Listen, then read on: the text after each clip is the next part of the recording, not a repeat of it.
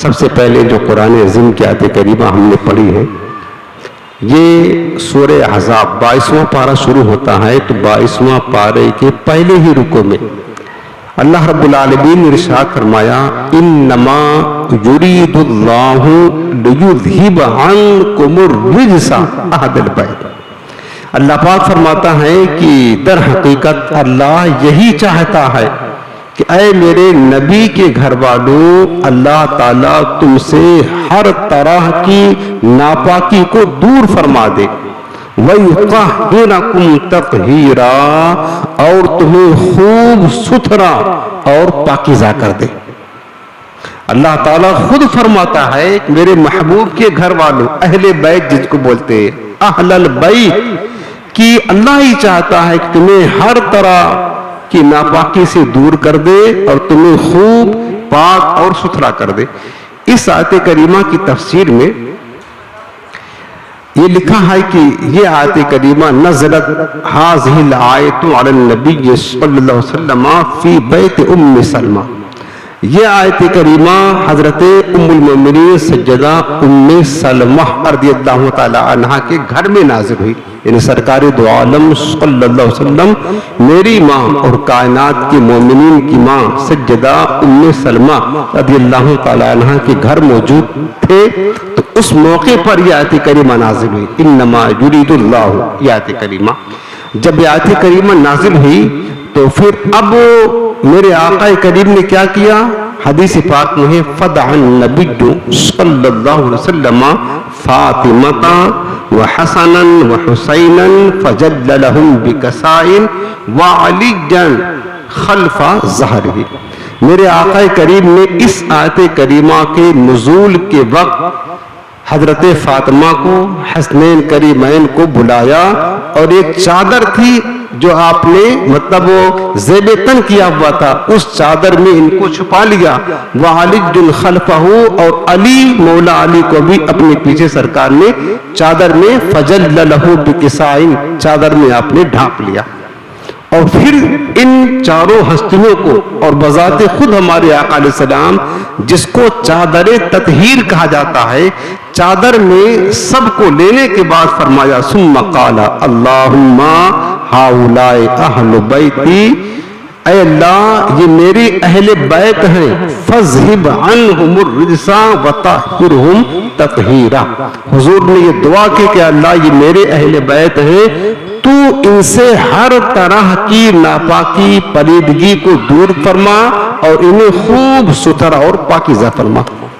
یعنی غرض کی میرے آقا علیہ السلام نے اس آیت کریمہ کے نزول کے وقت جن ہستیوں کو اپنی مبارک چادر میں لے کر یہ فرمایا تھا ہؤلاء اہل بیتی، یہ میری اہل بیت ہے، ان میں ایک تو آقا کریم خود ہیں، اس کے بعد سیدہ فاطمہ مولا کائنات اور حسنین کریمین، یہ 5 ہستیاں اس چادر تطہیر کے نیچے تھیں، انہی کو پنجتن پاک کہا جاتا ہے۔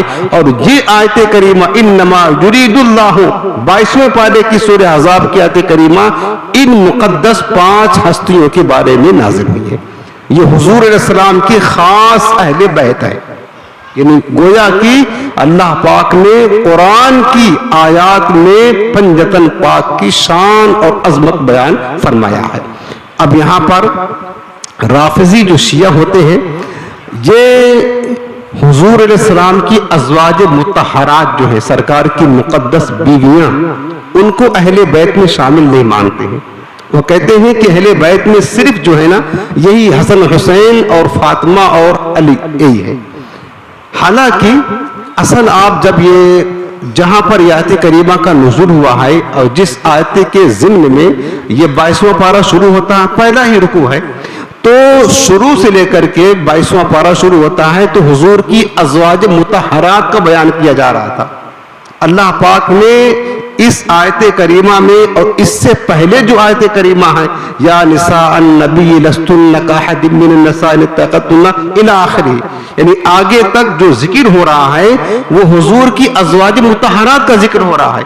اور یہ جو انما یرید اللہ، یہ آیت کریمہ یہ الگ نہیں ہے بلکہ یہ آیت کا ایک حصہ ہے۔ اس سے پہلے اس سے پہلے جس چیز کا بیان ہے رب العالمین نے فرمایا وقرن فی بیوتکن ولا تبرجن تبرج الجاہلیۃ الاولی واقمن الصلاۃ واتین الزکاۃ واطعن اللہ ورسولہ انما یرید اللہ لیذهب عنکم الرجس اہل البیت.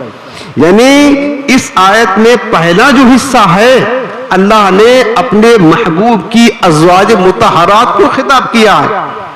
وقرن فی بیوتکن، اے میرے محبوب کی پاکیزہ بیویوں تم اپنے گھروں میں ٹھہری رہو. ولا تبرجن تبرج الجاہلیۃ الاولی، اور اگلی جاہلیت کی عورتوں کی طرح باہر بے پردہ نہ نکلو. نماز قائم کرو، زکات دو، اللہ اس کے رسول کی اطاعت کرو. یہ کس کو حکم دیا جا رہا ہے؟ یہ اہل بیت میں جو حضور کی ازواج مطہرات ہیں اللہ نے ان کو حکم دیا. اس کے بعد فرمایا انما یرید اللہ، اللہ یہ چاہتا ہے اے میرے محبوب کے گھر والوں تم سے ہر طرح کی ناپاکی کو دور فرما دے. اصل چیز تو یہ آیت کریمہ جو ہے نا یہ حضور کی ازواج مطہرات کے بارے میں نازل ہوئی ہے. رب العالمین نے میرے محبوب کے ازواج مطہرات کو اہل بیت میں شامل فرمایا، انہی کی شان میں ہے. اب یہ جو پنجتن ہیں اور مولا کائنات شیر خدا سیدہ فاطمہ الزہرا اور حسنین کریمین، ان کو تو ہمارے آقا نے چادر تطہیر میں شامل فرما کر داخل کر کے پھر میرے حضور نے فرمایا کہ ہاں اولئک اہل بیتی، یہ میری اہل بیت ہے.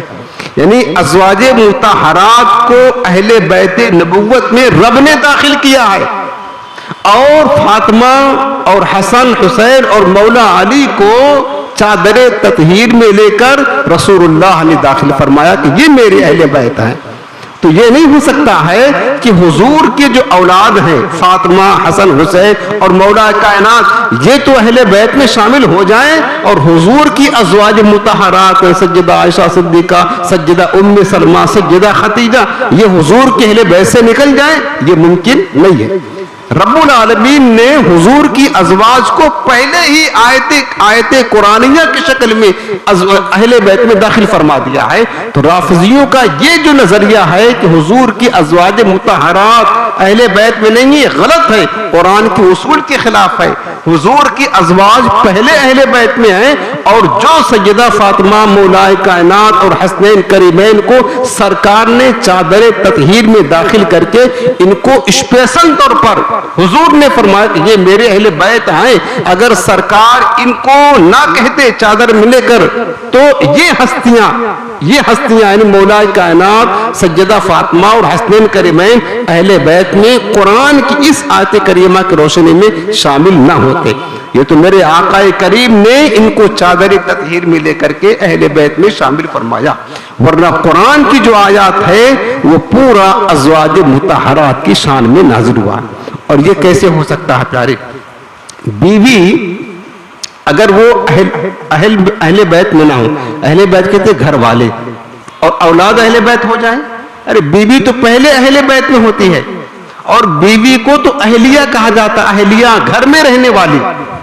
تو بیوی پہلے ہوتی ہے، اس کے بیٹے بیٹیاں بعد میں. اگر بیوی اہل بیت میں نہیں ہے تو اولاد کیسے اہل بیت میں آ جائیں گے؟ تو اہل بیت کا تعلق سب سے پہلے بیوی کا ہوتا ہے. تو بیوی پہلے گھر والی ہوتی ہے، پھر اس بیوی سے جو اولاد پیدا ہوتی ہیں وہ جو ہے نا وہ بھی اہل بیت میں شامل ہوتی ہیں. تو اہل سنت کا یہ نظریہ ہے کہ حضور علیہ السلام کی تمام ازواج مطہرات یہ حضور کی اہل بیت مسکن میں داخل ہے، یعنی یہ بھی اہل بیت ہیں، حضور کی گھر والی ہیں. اور حضور کی جو اولاد ہیں حضرت مولا علی سے جو پیدا ہوئے اولادیں، سیدہ فاطمہ سے، حسنین کریمین سے، یہ سب کے سب میرے مصطفیٰ صلی اللہ علیہ وسلم کے اہل بیت میں شامل ہیں. سمجھ رہے نا؟ یہی اہل سنت کا نظریہ ہے اور یہی قرآن و سنت کا عقیدہ ہے.